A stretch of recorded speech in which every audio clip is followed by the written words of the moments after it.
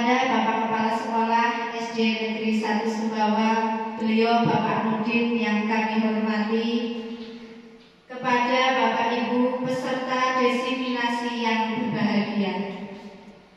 Alhamdulillah kita panjatkan puja dan puji syukur kehadirat Allah Subhanahu wa Ta'ala yang telah memberikan kesempatan kepada kita sehingga kita dapat mengikuti acara desiminasi pemahaman budaya positif di sekolah dalam rangka memenuhi tugas program pendidikan guru penggerak angkatan 10 bersama saya Puji Rahayu, guru penggerak angkatan 10 Kabupaten Banjarnegara. Bapak Ibu, untuk memulai acara hari ini agar acara berjalan dengan lancar, marilah acara hari ini kita buka dengan bacaan basmalah bersama-sama. Bismillahirrahmanirrahim. Semoga dalam bacaan basmalah acara hari ini dapat berjalan dengan lancar. Untuk acara yang selanjutnya adalah sambutan Bapak Kepala Sekolah SD Negeri 1 Sumbawa. Kepada beliau Bapak Nudin, waktu dan tempat kami persilahkan.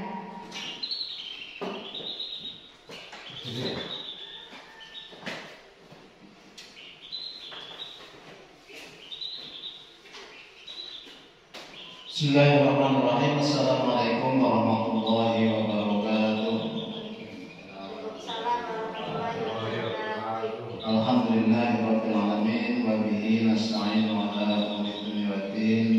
Wassalatu wassalamu ala asyrofil anbiya'i wal mursalin sayyidina wa maulana Muhammadin wa ala alihi wa sahbihi ajma'in. Rabbi shrah li sadri wa yassir li amri wahlul 'uqdatam min lisani yafqahu qawli. Amma ba'du. Pada Bu Puji Rahayu SPD yang saya hormati selaku sudah guru penggerak atau calon ya, masih calon guru penggerak yang saya hormati, kepada Bapak Ibu guru SD 1 Sumbawa yang saya hormati. Sebelumnya marilah kita bersama-sama panjatkan puji syukur tasyakur kepada Allah Subhanahu wa Ta'ala yang telah melimpahkan rahmat taufik serta hidayahnya kepada kita sehingga hari ini kita dapat melaksanakan aktivitas kegiatan kita selaku PNS, selaku pendidik dan tenaga pendidikan. Salah satunya hari ini kita ada momen kegiatan desiminasi budaya positif di sekolah dalam rangka program pendidikan guru penggerak Ibu Puji Rahayu. Nah, ini sangat positif sekali kegiatan hari ini. Pertama, saya ucapkan terima kasih sekali pada Ibu Puji Rahayu yang telah istilahnya ikut berkontribusi dalam kegiatan program pemerintah terutama Kementerian Pendidikan dan Kebudayaan, yaitu mengikuti pendidikan guru penggerak angkatan ke-10. Nah ini saya selaku yang dikeluarkan di sini sangat mengapresiasi sekali atas kebersediaan Bu Puji untuk mengikuti kegiatan program guru penggerak, dan harapan kami selaku yang dikeluarkan di sini ini akan yang namanya guru penggerak kan bergerak dan menggerakkan. Nah, harapan kami Bu Puji nanti di SD 1 Sumbawa ini secara pribadi bisa bergerak kemana? Bergerak ke arah yang lebih baik untuk kemajuan di satuan pendidikan ini. Di samping itu juga harapannya nanti teman-teman semuanya yang belum mengikuti program guru penggerak ini nanti mengikuti dari apa yang sudah dilaksanakan Bu Puji, karena ini guru penggerak di SD 1 Sumbawa ini baru 1 orang, sedangkan nanti Pak Bismo, Pak Darmono, Bu Riyati nanti harapannya ke depan semuanya mengikuti. Nah, ini karena program guru penggerak insya Allah akan digulirkan sampai angkatan ke-20. Nah, nanti Pak setelah ini nanti ada rekrutmen lagi untuk angkatan ke-11, angkatan 12 dan sampai seterusnya. Mudah-mudahan ini program pemerintah ini program yang baik agar diikuti oleh semua guru. Nah, karena apa? Tujuan dari Kementerian Pendidikan dan Kebudayaan ini tidak lain dan tidak bukan adalah untuk bagaimana endingnya nanti untuk bisa meningkatkan kualitas atau mutu satuan pendidikan, dan harapannya kualitas pembelajaran di depan kelas juga akan meningkat, dan pada akhirnya nanti ujungnya adalah peningkatan kualitas atau mutu lulusan daripada siswa kita. Kompetensi peserta didik kita adalah objeknya adalah kompetensi pendidik, kompetensi siswa kita. Nah, ketika ini nanti mengikuti tahapan-tahapan program pemerintah ini akan diikuti dengan sebaik-baiknya, nanti insya Allah peserta didik kita nanti dengan pembelajaran yang lebih meningkat, pembelajaran yang lebih berkualitas, nanti akan menghasilkan lulusan yang berkualitas juga. Amin ya rabbal alamin. Dan untuk acara hari ini itu program yang secara umum program kegiatan pendidikan guru penggerak. Untuk acara yang fokus hari ini adalah peningkatan budaya positif di sekolah. Bapak Ibu yang saya hormati, nah, kegiatan-kegiatan atau kegiatan positif di sekolah itu sangat dan sangat perlu untuk dibiasakan menjadi sebuah kebiasaan, dan ketika kegiatan sudah terbiasa, maka nanti harapannya nanti kegiatan itu akan membudaya. Nah, kegiatan-kegiatan positif apa saja? Ya, datang tepat waktu, belajar secara sungguh-sungguh. Nah, terus kegiatan-kegiatan lain termasuk kegiatan upacara bendera untuk meningkatkan menumbuhkan sifat dan rasa nasionalisme, terus religiositas juga perlu ditingkatkan, membaca Quran setiap hari sebelum pembelajaran dimulai dan sebagainya. Ini adalah kegiatan-kegiatan yang positif. Nah, kegiatan-kegiatan positif itu harapannya akan menjadi budaya di sekolah. Ketika sudah menjadi budaya, insya Allah hilangnya akan susah. Kalau sudah menjadi budaya itu nanti akan, walaupun tidak dibimbing oleh bapak dan ibu guru, nanti anak-anak itu sudah terbiasa. Tidak diperintah pun anak-anak sudah bisa melaksanakan, karena ini sudah bisa menjadi sebuah budaya. Nah, untuk sampai ke arah itu, nah ini tugas dari bapak ibu semuanya untuk bisa membuat bagaimana nanti budaya-budaya positif apa saja yang nanti akan diterapkan oleh Guru Rahayu untuk meningkatkan kualitas atau mutu pendidikan di SD 1 Asinan nanti akan dipaparkan. Tapi harapannya apapun budaya yang baik, apapun kegiatan yang baik itu bisa dibiasakan, dan pada gilirannya nanti akan dibudayakan, akan menjadi sebuah budaya, sehingga ketika sudah budaya ini nanti endingnya karakter-karakter peserta didik kita itu akan kita tumbuh kembangkan. Peserta didik setelah tamat sekolah dasar minimal itu mempunyai karakter-karakter yang sudah terbekali, sudah membudaya pada waktu di tataran atau jenjang sekolah dasar. Itu harapannya Bapak Ibu. Ini sebagai sambutan saja, nah mungkin secara detail, secara teknis tentang budaya baik apa saja yang akan dikembangkan di SD 1 Sembawa ini nanti secara konkret akan didiseminasikan atau ditularkan atau disosialisasikan kepada kita semuanya. Oleh karena itu marilah kita ikuti dengan baik kegiatan ini apa dan bagaimana nanti yang akan dikembangkan oleh Guru Rahayu dalam kegiatan pendidikan guru penggerak. Dan yang terakhir, semoga kita doakan, kita dorong, kita motivasi teman kita Guru Rahayu dalam melaksanakan pendidikan guru penggerak ini dapat mengikuti dengan sebaik-baiknya, dan pada gilirannya nanti dapat lulus sebagai guru penggerak dan mendapat sertifikat guru penggerak. Sertifikat guru penggerak ini sekarang sedang menjadi sebuah persyaratan untuk jenjang karir Bapak Ibu semuanya. Kalau nanti ada rekrutmen kepala sekolah, salah satu syaratnya adalah sertifikat guru penggerak.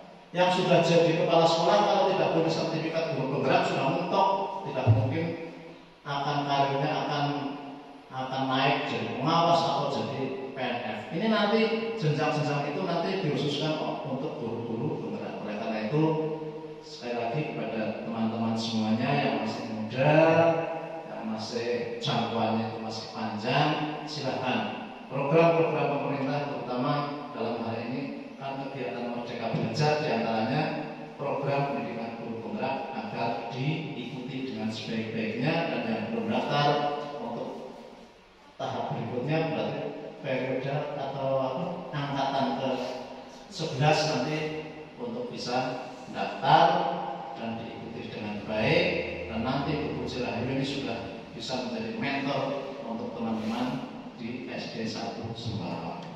Demikian Bapak Ibu merupakan sambutan dari saya yang merupakan ketua di sini. Sekali lagi saya hanya memberikan motivasi, mendorong agar teman-teman itu jenjang karirnya selalu meningkat dan kegiatan-kegiatan khususnya untuk peningkatan untuk pendidikan di SD kita dapat terlaksana dengan baik. Kurang lebih mohon maaf. Saya kira Assalamualaikum warahmatullahi wabarakatuh. Waalaikumsalam warahmatullahi wabarakatuh.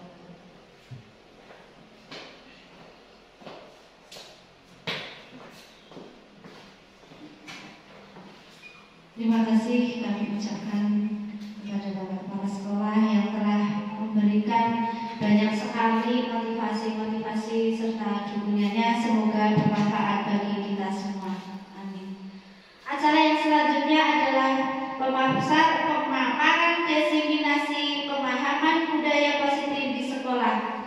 Pada kesempatan kali ini kami akan membawakan topik dalam budaya positif di sini. Sebelum pemaparan kita mulai, di sini saya akan mengisi untuk SBG sebentar ya Bapak Ibu, biar kita itu tambah semangat lagi. Coba nanti untuk menirukan semua apa kata-kata saya, nggih? Sudah siap Bapak Ibu? Sudah siap ya? Coba sekarang saya akan bilang dulu, nanti jenengan semua menirukan ya. Botol, bola, bola. Coba. Botol, bola. Masih belum semangat ya? 1, 2, 3. Botol, bola. Coba pakai senang. Botol, bola. Itu nanti syaratnya berarti menirukan apa kata-kata saya. Ya. Sekarang coba Pak Kesno, ada berapakah botolnya? Ada 5, 3. Ada berapakah bolanya? Pak Darmono? 3. Ada berapakah botolnya Pak? Botolnya ada 2 botol, bola. Berarti bolanya 3. Botol. Ini tadi untuk menirukan semua kata-kata saya. Tadi kan saya botol, bola. Berapakah jumlah bolanya? Atau berapakah?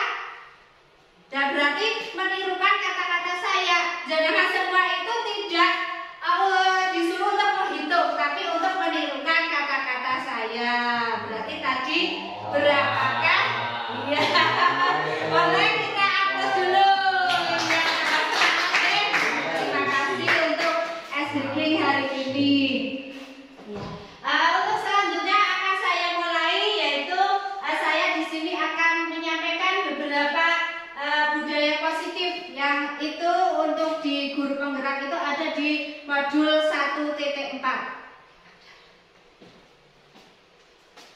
Nah, ini di sini sebelum kita mulai ke pemaparan, di sini ada pertanyaan panjenengan bisa menjawab setuju atau tidak setuju di hati panjenengan semuanya. Untuk yang pertama, hukuman dapat mendisiplinkan anak. Untuk Buryati, monggo Buryati akan setuju apa tidak? Tidak setuju? Ya. Kenapa tidak setuju Buryati? Karena kalau nanti dulu anak mata gitu, namanya tidak disiplin, tidak disiplin di peringatkan atau Ya, terima kasih. Untuk yang kedua, pemberian hukuman dengan hal positif seperti membaca atau membersihkan halaman sekolah dapat meningkatkan disiplin anak. Monggo Pak Darmono untuk pendapatnya panjenengan setuju atau tidak setuju untuk yang kedua ini?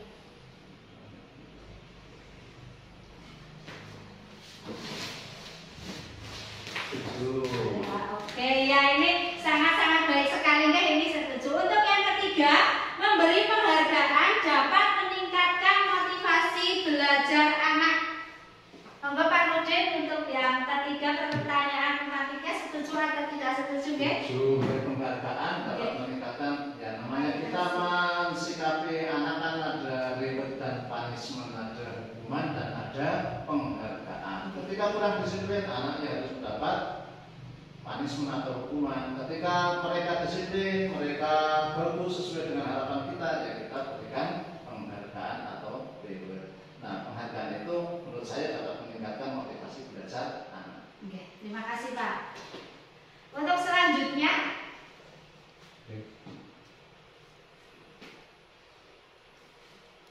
nah di sini sebelum kita ke materi ada perubahan paradigma, yaitu kegiatan kepalan tangan. Nah kita semua kan punya tangan ya, ada di tangan kanan dan tangan kiri. Nah di sini kita ada A dan B atau Anda dan teman Anda. Nah di sini kita disuruh untuk sobeklah secari kertas kecil, tuliskan benda atau sesuatu yang sangat berharga untuk Anda. Nah, semisal Anda disuruh untuk menuliskan sesuatu yang berharga di kertas, terus kertasnya kita pegang, diruas-ruas. Nah, buatlah sebuah kepalan di tangan Anda. Nah, teman Anda B akan mencoba dengan sekuat tenaganya dengan berbagai cara. Nah, contohnya Pak Kesno nanti memegang, ada kertasnya, ditulis apa tadi, terus digenggam. Nah, untuk pihak saya, si teman itu berbagai cara untuk meminta Pak Kesno itu memberikan benda tersebut. Nah, B itu bisa membujuknya. Nah, saya itu tadi yang B itu pihak B membujuknya, mengancam atau menghardik, merayu serta menguat. Terus apa saja agar bisa membuka kepalan tangan Anda. Nah, sekarang untuk dari penjelasan ini itu artinya bagaimana? Nah, artinya bahwa kita itu yang bisa mengendalikan diri kita itu adalah diri kita sendiri. Nah, di situ artinya adalah pengendalian diri. Oke, untuk yang selanjutnya, ini ada di sini ada perubahan paradigma kontrol teori atau teori pilihan, yaitu atau ilusi kontrol. Yang pertama itu kita sebagai guru itu harus bisa adanya dengan ilusi guru mengontrol muridnya. Mengontrol muridnya apa yang setiap harinya ya kebaikan yang pertama itu terutama itu kebaikan kegiatan yang ada di dalam lingkungan sekolah ini. Untuk yang kedua, ilusi bahwa kritik itu akan membuat orang merasa bersalah dan menguatkan karakter. Untuk yang ketiga, ilusi bahwa semua penguatan positif, efektif, dan bermanfaat. Nah, semuanya itu nanti untuk kritikan dan semuanya itu akan menjadi penguatan yang sangat efektif dan bermanfaat bagi kita semua. Yang terakhir, ilusi bahwa orang dewasa itu memiliki hak untuk memaksa. Nah, kita itu sebagai guru itu sebenarnya boleh memaksa asal tidak terlalu, yaitu memaksa untuk demi kebaikan anak dan untuk menumbuhkan karakter-karakter dan kebiasaan yang baik bagi anak. Nah, di sini kita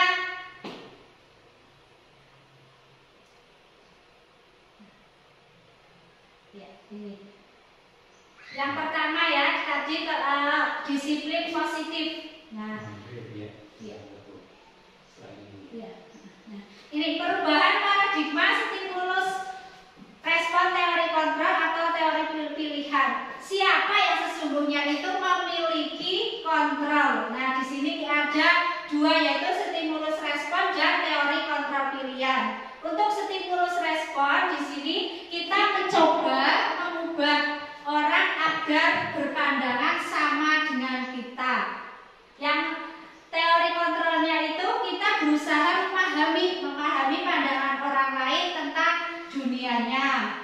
Stimulus responnya yang kedua, perilaku buruk dilihat sebagai suatu kesalahan. Untuk teori kontrolnya, semua perilaku itu harus memiliki tujuan yang benar. Tapi kalau tujuan yang salah, kita harus selalu mengingatkan dan mengontrolnya. Untuk yang ketiga, orang lain bisa mengontrol saya. Nah, orang lain bisa mengontrol saya, maksudnya siapa saja bisa mengontrol, saling kontrol-mengontrol ya. Terus yang teori kontrolnya, hanya Anda yang bisa mengontrol dirinya sendiri. Yang selanjutnya, saya bisa mengontrol orang lain. Untuk teorinya, Anda tidak bisa mengontrol orang lain, karena yang bisa mengontrol itu intinya harus dirinya sendiri. Terus stimulus kontrol yang selanjutnya, pemaksaan ada pada saat bujukan yang gagal. Untuk teori kontrolnya, kolaborasi dan konsensus menciptakan pilihan-pilihan yang baru, yaitu kolaborasi di sini harus bekerja sama dengan orang lain. Stimulus respon selanjutnya yaitu model berpikir menang atau kalah. Di sini kita akan merasa ada yang menang juga ada yang kalah. Untuk teori kontrolnya, model berpikir selalu menang-menangan. Untuk yang selanjutnya, Pak. Nah, di sini ada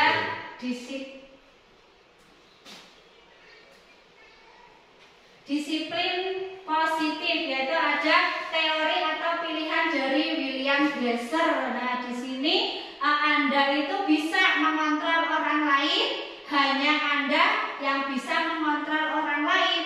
Terus semua itu perilaku memiliki tujuannya. Maksudnya di sini makna disiplin yaitu belajar mengontrol diri dengan menggali potensi kita agar tercapai tujuan yang mulia, yaitu sesuatu menjadi seseorang yang kita inginkan berdasarkan nilai-nilai yang kita hargai. Di sini ada dua motivasi disiplin, yaitu motivasi ekstrinsik dan motivasi intrinsik.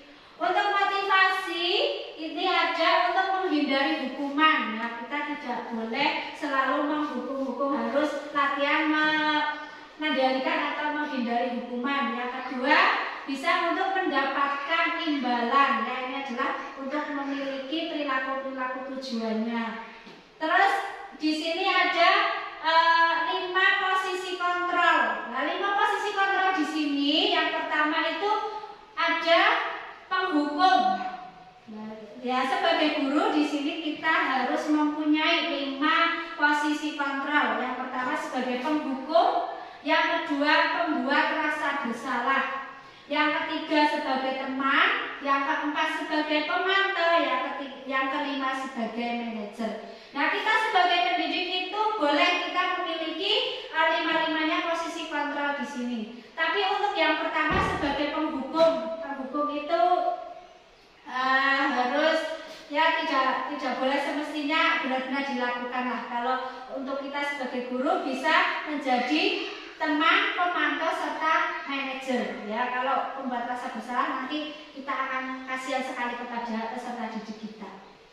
Nah, terus yang selanjutnya itu ada di sini nanti tercantum segitiga restitusi. Permasalahan-permasalahan atau disiplin positif di sini kita bisa karena adanya permasalahan kita dapat menggunakannya dengan menyelesaikannya dengan segitiga restitusi. Nah, segitiga restitusi di sini kita punya 3 bahasan, yaitu yang pertama menstabilkan identitas, di mana nanti semisal peserta didik kita semisal kelas 1, kelas 2, kelas 3 mungkin itu karena masih kelas rendah biasa ada permasalahan makan di kelas atau ngantuk atau rebutan buku, rebutan perwarna dan sebagainya. Kita sebagai guru itu tidak harus langsung menghukum anak dan membuat rasa bersalahnya dia. Nah, kita harus selesaikan masalah ini dengan menstabilkan identitas, memvalidasi kebutuhannya. Kenapa anak contohnya kok makan di kelas, kenapa kok tadi rebutan pensil warna, terus juga menanyakan keyakinan-keyakinan yang sudah disepakati di dalam kelas. Untuk keyakinan ini juga termasuk peraturan-peraturan yang ada di kelas. Untuk yang kelima itu ada 5 kebutuhan, realitas kebutuhan. Nah, kebutuhan kita itu berbeda-beda. Kita berusaha memahami pandangan orang lain tentang dunia. Setiap orang memiliki gambaran yang berbeda-beda. Nah, 5 kebutuhan dasar manusia di sini yaitu yang pertama bertahan hidup. Kita mestinya harus bertahan hidup demi kesinambungannya. Untuk yang kedua penguasaan. Yang ketiga kasih sayang dan rasa diterima. Untuk yang keempat kesenangan, dan yang kelima itu adalah kebebasan. Untuk kebebasan ini adalah kebebasan memilih yang jalan yang terbaik. Nah, terus di sini apakah makna disiplin itu? Nah, kita harus tahu disiplin itu berasal dari kata Latin yang discipline, yang artinya itu belajar. Makna asal dari kata ini berkonotasi dengan disiplin diri dari murid-murid Sokrates atau Plato. Yang ketiga itu disiplin itu membuat orang menggali potensinya menuju sebuah tujuan apa yang dia hargai. Namun dalam budaya kita itu makna disiplin telah berubah menjadi sesuatu yang dilakukan seseorang pada orang lain untuk mendapatkan kepatuhannya. Cenderung umum adalah menghubungkan kata disiplin dengan ketidaknyamanan karena bukan apa yang kita hargai atau pencapaian suatu yang tujuan yang mulia.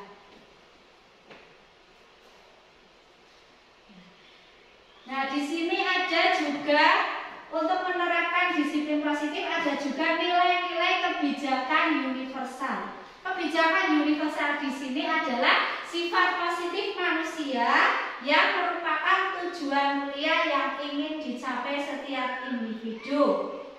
Nah, di sini ada nilai-nilai tersebut bersifat universal dan lintas bahasa, suku bangsa, agama ataupun latar belakang.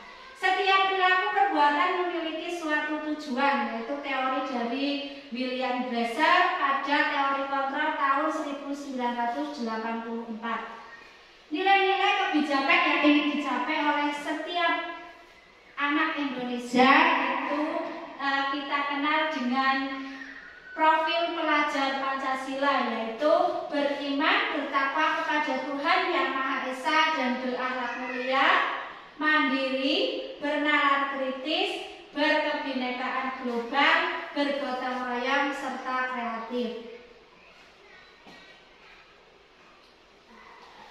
Teori motivasi perilaku manusia di sini termasuk ada contoh-contoh motivasi eksternal, motivasi internal, dan atau tujuan disiplin positif. Nah,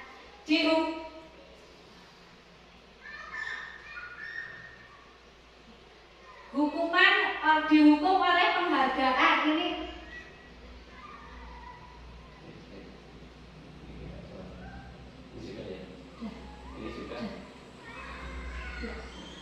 Bapak ini ada penghargaan itu berlaku sama dengan hukuman dalam arti meminta atau membujuk seseorang untuk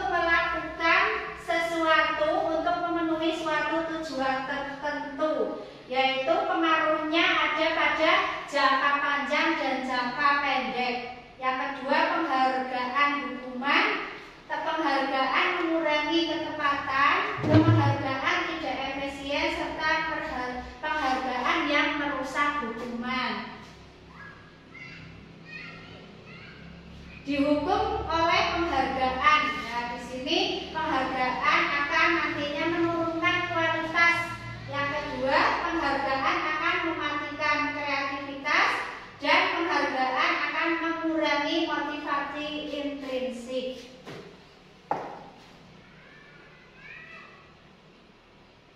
Bentuk program kebajikan atau apresiasi. Dalam pemberian apresiasi atau pengakuan perlu kita ingat beberapa hal. Yang pertama, beri dukungan secara khusus. Yang kedua, beri pengakuan secara pribadi, beri pengakuan kepada semua murid atau bergantian, beri pengakuan secara konsisten dan fokus pada proses. Contoh-contoh pengakuan atau apresiasi kebajikan. Untuk pembuka yang pertama, kemarin saya perhatikan. Nah, contohnya ini untuk anak ya. Terus nilai kebajikannya, rasa empatimu besar sekali. Nah, situasinya itu pada saat menolong murid baru di kelas kita. Biasanya kita menemukannya saat-saat murid baru di sini. Tugas perbedaan hukuman dan konsekuensi. Ini kan tadi sudah menjelaskan tentang hukuman dan konsekuensi. Sekarang ini ada beberapa soal ya, soal-soal ini. Yang pertama itu mencatat 100 kali di dalam buku kalimat. Nah, semisal kita di dalam kelas ya, ini biasanya kan sering menemukan yang seperti ini atau sering melakukannya. Ya, saya tidak akan terlambat lagi. Contohnya semisal ada murid kita yang terlambat, terus kita suruh mencatat di bukunya itu, saya tidak akan terlambat lagi karena tidak akan terlambat lagi. Nah, ini menurut panjenengan semua coba hukuman atau konsekuensi. Untuk yang pertama Pak Krisno, hukuman atau konsekuensi Pak? Konsekuensi. Apa Pak? Konsekuensi. Konsekuensi. Ya, konsekuensi. Untuk yang kedua, Pak Darmawan, hukuman. Untuk yang ketiga, Pak Nurdin, Murid diminta push up 15 kali. 15 kali. Hukuman. Hukuman. Bu Riyati, nomor 4, menggantikan kertas tugas teman yang telah dicoret-coret. Konsekuensi. Ya. Terus selanjutnya murid disuruh untuk mengenakan sepatu harian di sekolah karena tidak mengenakan sepatu hitam. Nah, konsekuensi atau hukuman? Hukuman. Ya, ya. Sekarang coba kita lihat jawaban Pak Guru atau Bu Guru sudah benar apa belum di sini. Nah, untuk yang pertama itu hukuman ya. Hukuman, yang kedua juga hukuman, yang ketiga push up ya tadi hukuman, mengganti kertas tugas teman yang disalah-salah itu kan konsekuensinya, yaitu mengganti atau menumpahkan air di meja tulis karena tersenggol pada saat belajar, itu konsekuensi. Untuk yang murid disuruh mengenakan sepatu seharian di sekolah itu hukuman. Terus yang kelima, lari mengelilingi lapangan basket itu adalah konsekuensi. Nah, ini perbedaan dan hukuman, perbedaan hukuman dan konsekuensi. Kalau hukuman itu sesuatu yang menyakitkan tapi harus terjadi. Harus terjadi. Untuk konsekuensi, sesuatu harus terjadi tapi belum tentu menyakitkan. Yang kedua, membuat anak itu sakit atau fisik maupun hati untuk jangka waktu yang lama. Bisa terekam terus selama anak itu ataupun sudah lulus, bisa terekam sampai jangka waktu yang lama. Untuk konsekuensi, membuat anak merasa tidak nyaman dalam jangka waktu yang pendek tapi tidak akan selalu dipanjang-panjangkan. Untuk yang ketiga, anak membenci kedisiplinan. Nah, kalau konsekuensinya anak menghargai disiplin. Yang keempat itu hukuman itu adalah paksaan. Untuk konsekuensinya stimulus atau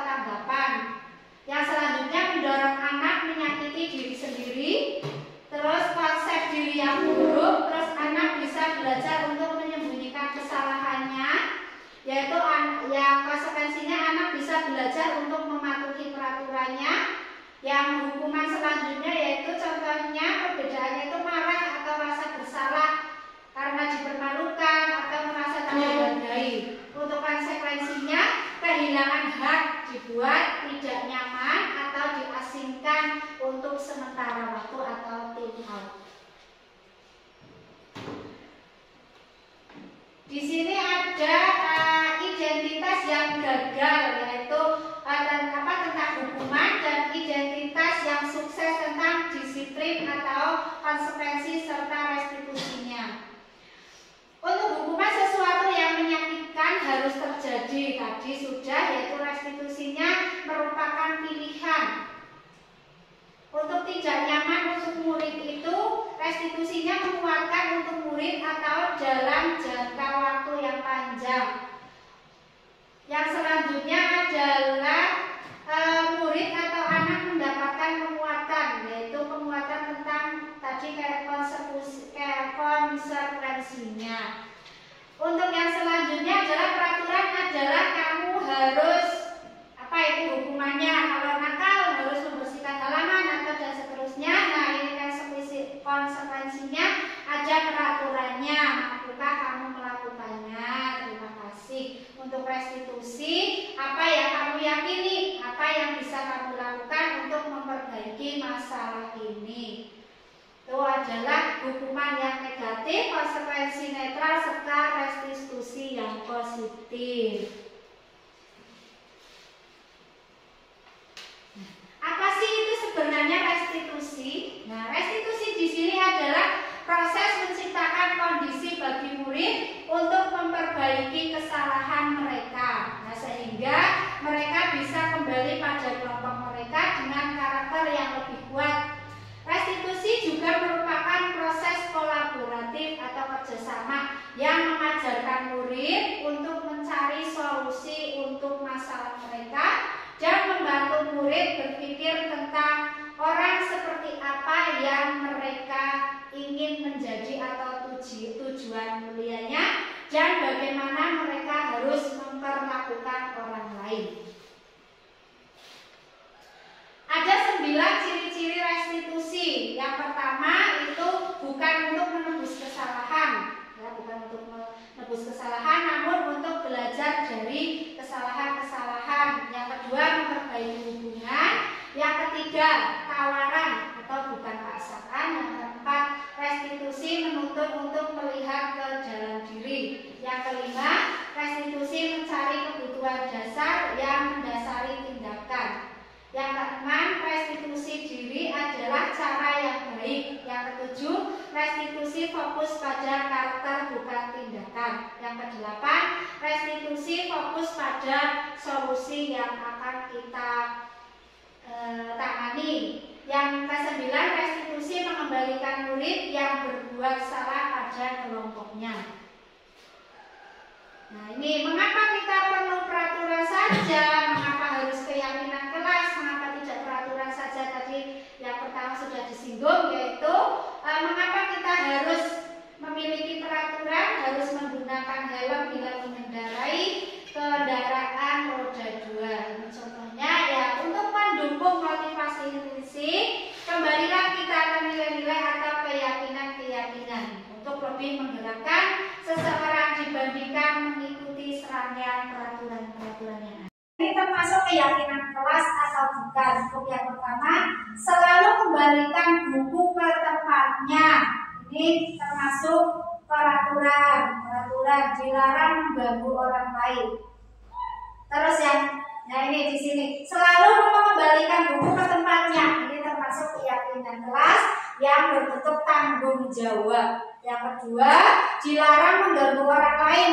Itu termasuk keyakinan menghormati orang lain. Nah, di sini adalah contoh-contoh keyakinan kelas. Ada menghormati orang lain, keselamatan serta menghormati orang lain, yaitu contohnya dilarang melakukan kekerasan, terus dilarang menggunakan narkoba. Itu keyakinan kelas tentang kesehatan, dan gunakan masker. Keyakinan kelas tentang kesehatan dan keselamatan. Nah, terus yang selanjutnya ada yang terakhir ini deh. yang kelima, ada kebutuhan dasar manusia. Bahwa manusia hidup itu mempunyai kebutuhan dasar. Untuk yang pertama itu kasih sayang dan rasa diterima, yaitu rasa diterima untuk murid, ya rasa diterima di sekolahan, atau kalau di keluarga rasa diterima oleh anggota keluarga. Yang kedua, penguasaan, terus bertahan hidup, terus kesenangan serta kebebasan.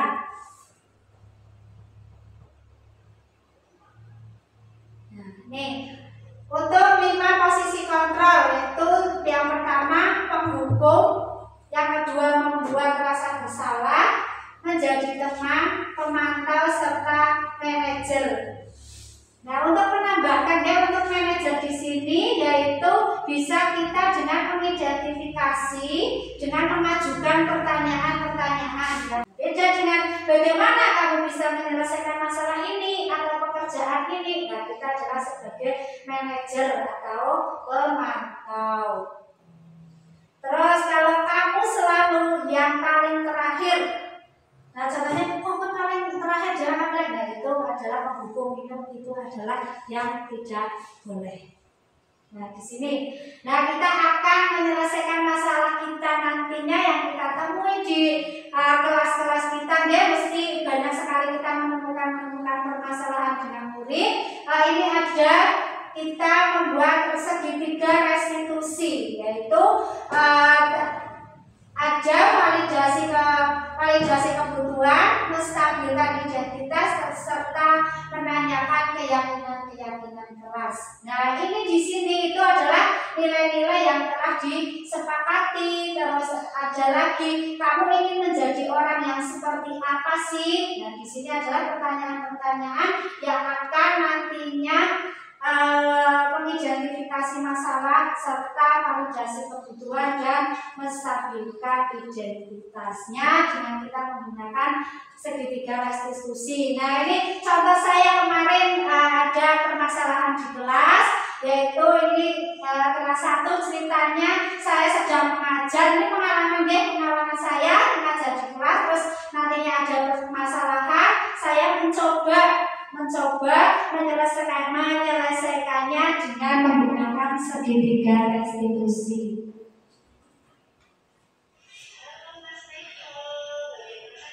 Nah, itu nanti anak-anak itu tidak langsung ditegur ya apa, tapi kita panggil ke kantor untuk memvalidasi masalahnya.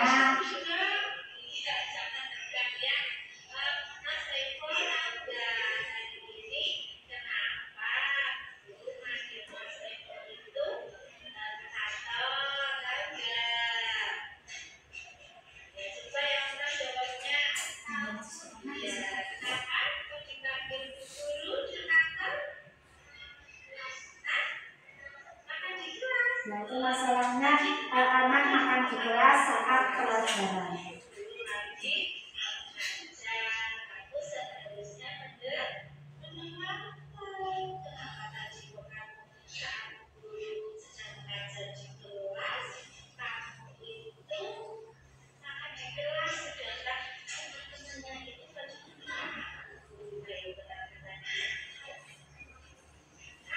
Nah, itu contoh menanyakan validasi pada anak.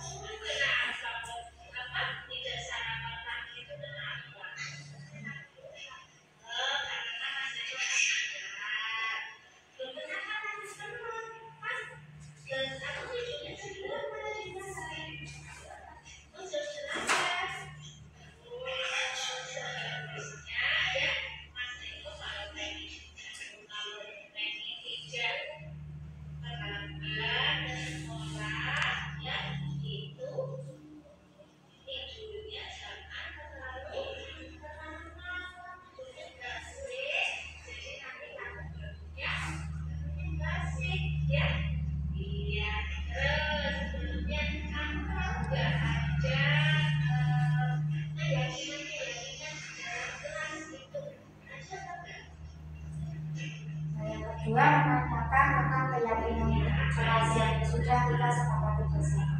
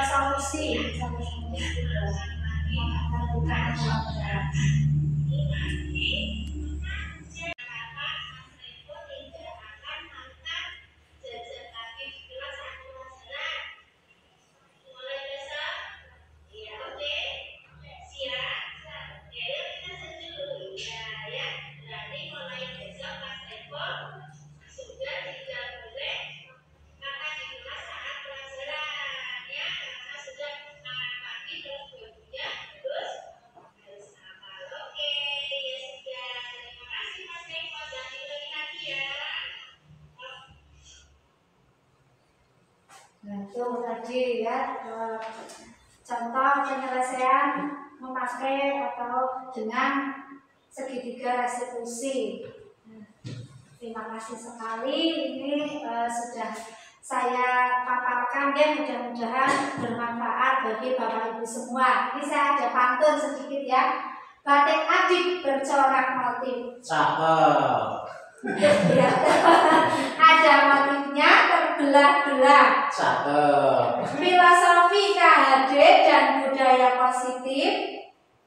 Mari kita aplikasikan di sekolah. Siap Bapak Ibu semuanya? Selanjutnya sesi tanya jawab ya. Monggo untuk yang pertama siapa? Mau bertanya dulu monggo Pak, karena kita tidak sampai ke situ. Ya, siapa lagi? Di sini ya Bu? Ya. Oke. Saya mau bertanya Bu. Apa? Monggo Pak. Ya? Sudah Pak. Monggo Pak Islam. Ini yang mau saya tanyakan, strategi apa yang selama ini Anda terapkan untuk menanamkan disiplin positif pada murid Anda dan bagaimana hasilnya Bu? Nah, ya. Nah, di Sudah sini ini sudah di stop ini. saya akan berusaha menjawab pertanyaan dari Pak Kisno dulu ya.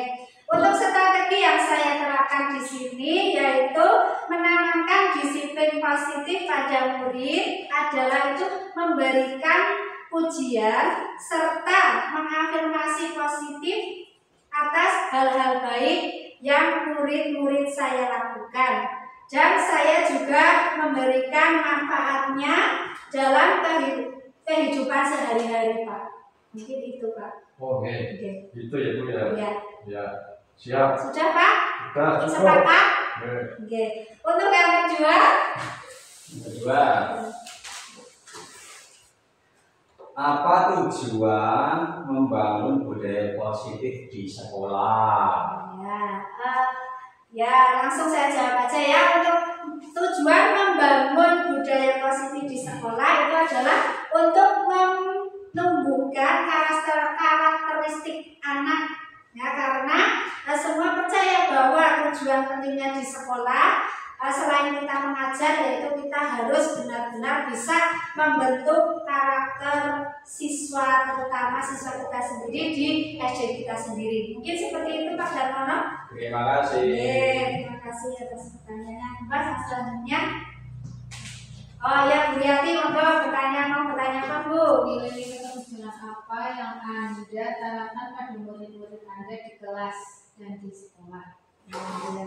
Untuk nilai, saya akan berusaha menjawab ya Bu Yati untuk pertanyaan nilai-nilai kebijakan yang ditanamkan pada murid, yaitu ada disiplin, ada sikap disiplin ya, tentunya harus mempunyai sikap disiplin. Terus yang kedua bertanggung jawab atas tugasnya. Yang ketiga saling menghormati, saling menghargai, serta saling mengasihi. Mungkin itu Bu jawaban dari saya. Ya cukup. Ya mungkin untuk pemaparan hari ini diseminasi budaya positif di sekolah saya akhiri cukup sekian. Ya, semoga bermanfaat bagi kita semua. Billahi taufiq wal hidayah. Wassalamualaikum warahmatullahi wabarakatuh.